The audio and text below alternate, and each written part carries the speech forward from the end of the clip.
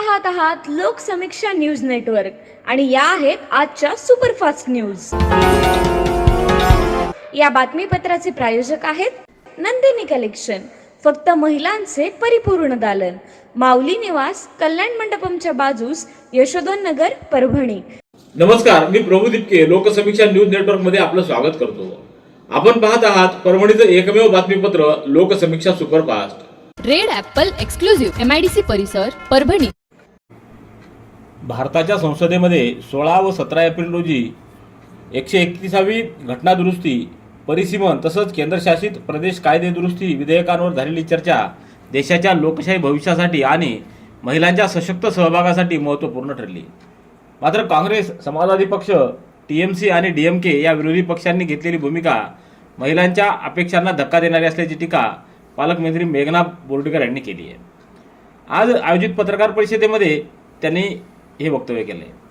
यावेळी जिल्हा परिषदेच्या अध्यक्षा लता वाकळे, वैशाली आंबेगावकर, ऐश्वर्या चव्हाण, अयोध्या खिस्ते, करुणा कुंडगीर, सारिका पारवे, मनीषा जाधव, तिरुमला खिल्लारे, सपना जुगटे, गिरिजा अजयगावकर, सुशीला थोरात, दैठणकर, रुपाली ठाकरे, द्वारकाबाई कांबळे आदींची उपस्थिती होती। आज महिला केवळ मतदार न राहता नेतृत्व करणारी व निर्णयक्षम शक्ती बनल्या असून संसद व विधानमंडळामध्ये त्यांना समान संधी मिळणं ही काळाची गरज असल्याचं त्यांनी यावेळी अधोरेखित केलं। भारतीय जनता पक्ष महिला सक्षमीकरण आणि समान प्रतिनिधित्वासाठी कटिबद्ध असून महिलांच्या प्रगतीमध्ये अडथळा आणणाऱ्यांना आगामी निवडणुकांमध्ये योग्य ते प्रत्युत्तर दिलं जाईल अशा इशारा देखील त्यांनी यावेळी दिला आहे। परभणी जिल्ह्यातील पोलीस यंत्रणा अधिक सक्षम आणि गतिमान करण्यासाठी पालकमंत्री म्हणून आपण कटिबद्ध आहोत। जिल्हा वार्षिक योजनेतून पोलीस विभागाला देण्यात आलेल्या 31 नवीन वाहनांमुळे गस्त वाढेल आणि कायदा व सुव्यवस्था राखण्याची क्षमता अधिक बळकट होईल। त्यामुळे नागरिकांच्या सुरक्षिततेत निश्चितच वाढ होईल असा विश्वास पालकमंत्री मेघना बोर्डीकर यांनी व्यक्त केला आहे। पोलीस मुख्यालयातल्या उभारलेल्या सदरक्षण गड किल्ल्याचं उद्घाटन व पोलीस दलात नव्यानं दाखल होणाऱ्या 31 वाहनांचा लोकार्पण सोहळा पालकमंत्री मेघना बोर्डीकर यांच्या हस्ते आज संपन्न झाला। यावेळी जिल्हा परिषदेच्या अध्यक्षा लता वाकळे, महापौर सईद इक्बाल, जिल्हाधिकारी संजय सिंह चव्हाण, पोलीस अधीक्षक रवींद्रसिंह परदेशी, मुख्य कार्यकारी अधिकारी नतीशा माथुर, महापालिका आयुक्त नितीन नार्वेकर, अपर पोलीस अधीक्षक सूरज गुंजाळ, सहाय्यक पोलीस अधीक्षक जीवन बेनीवाल यांच्यासह पोलीस विभागाचे अधिकारी व कर्मचारी उपस्थित होते।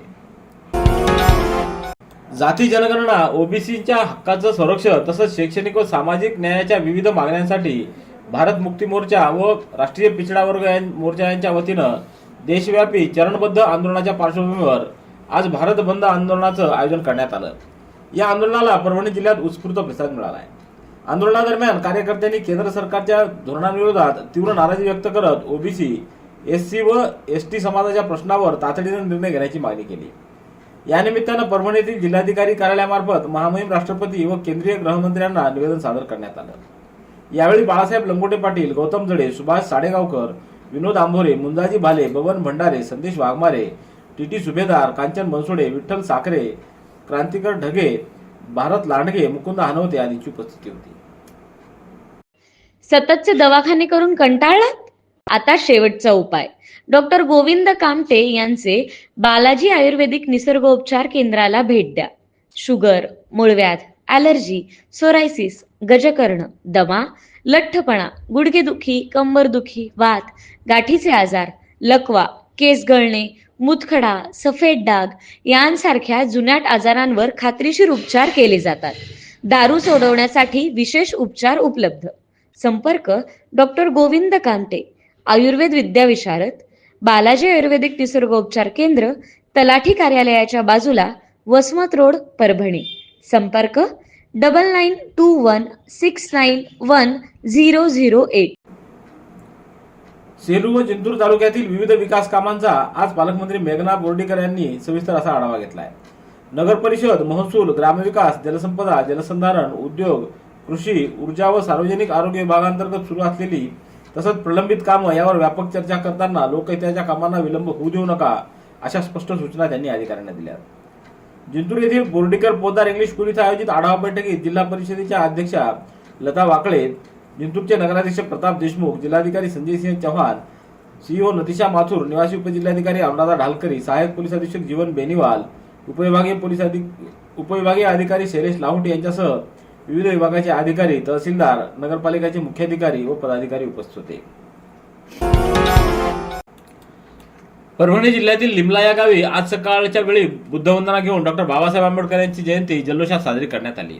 कार्यक्रमाच्या सुरुवातीला उपस्थित मान्यवरांच्या हस्ते पंचशील ध्वज फडकावून मानवंदना देण्यात आली. यानंतर तथागत भगवान गौतम बुद्ध, छत्रपती शिवाजी महाराज, क्रांतीसूर्य महात्मा ज्योतिबा फुले, डॉक्टर बाबासाहेब आंबेडकर यांच्या प्रतिमांचं पूजन करण्यात आलं. यानंतर बुद्धवंदना घेण्यात आली. यावेळी प्राध्यापक नितीन शिंदे, मुंजाभाऊ कुकर, चंद्रकांत पवार, किशन तुपसुंदर, बाबासाहेब गायकवाड, अंकुश शिंदे, उपसरपंच ज्ञानोबा शिंदे यांची उपस्थिती होती.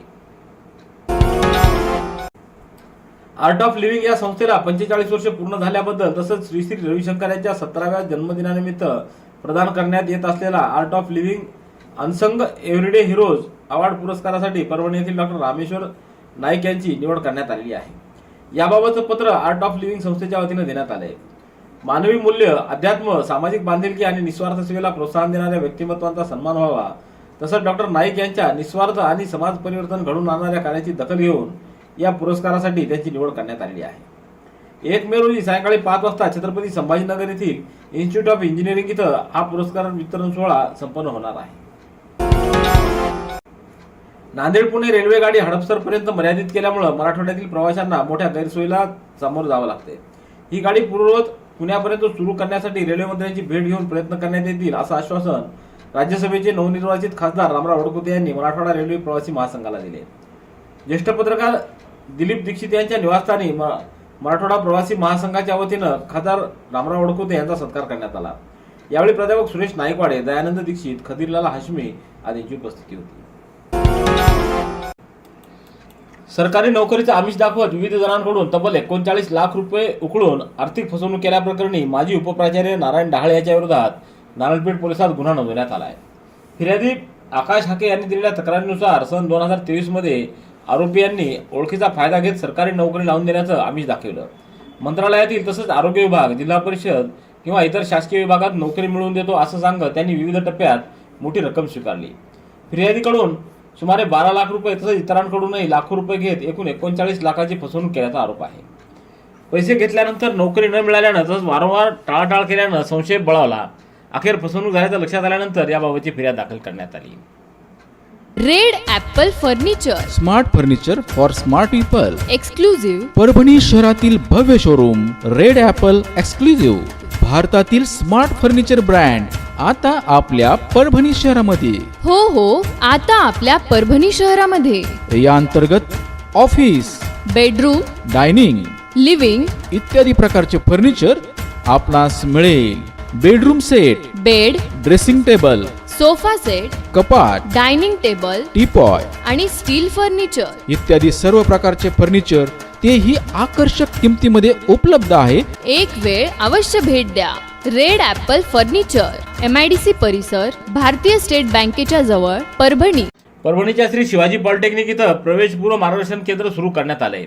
10वी व 12वी उत्तीर्ण झालेल्या विद्यार्थ्यांना तांत्रिक शिक्षणाच्या क्षेत्रामध्ये योग्य दिशा मिळावी व प्रवेश प्रक्रियेत येणाऱ्या अडचणी किंवा समस्या दूर व्हाव्यात या उद्देशानं श्री शिवाजी पॉलिटेक्निक इथं प्रवेशपूर्व मार्गदर्शन केंद्र सुरू करण्यात आलेलं आहे.